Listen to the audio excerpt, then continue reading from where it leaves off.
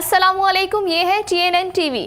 اسلام آباد میں صدر مملکت ممنون حسین سے چین کی سیاسی مشاورتی کانفرنس سے چیئرمین یو زنگ شنگ نے ملاقات کی۔ چین کی سیاسی مشاورتی کانفرنس کے چیئرمین یو زنگ شنگ نے صدر مملکت ممنون حسین سے ایوان صدر میں ملاقات کی۔ اس موقع پر صدر مملکت ممنون حسین نے کہا کہ پاکستان اور چین کی دوستی خطے میں امن کی ضمانت بن گئی ہے۔ پاکستان کی تمام سیاسی جماعتیں چین کے ساتھ دوستی کے فروغ کی پرجوش حامی ہیں۔ اقتصادی ترقی کی جدوجہد میں ہمیں چین کی پرجوش حمایت حاصل رہی۔ ممنون حسین نے کہا پاکستان تائیوان، تبت، سنگیانگ اور جنوبی چینی سمندر کے بارے میں چین کی بھرپور حمایت کرتا ہے۔ آپریشن رد الفساد اور دیگر آپریشنز کے ذریعے دہشت گردی پر بہت حد تک قابو پا لیا ہے۔ دہشت گردی کے خلاف کارروائی میں چین کی حمایت کے شکر گزار ہیں۔ صدر مملکت نے مزید کہا پاکستان نے ETIM پر قابو پانے کے لیے غیر معمولی اقدامات کیے۔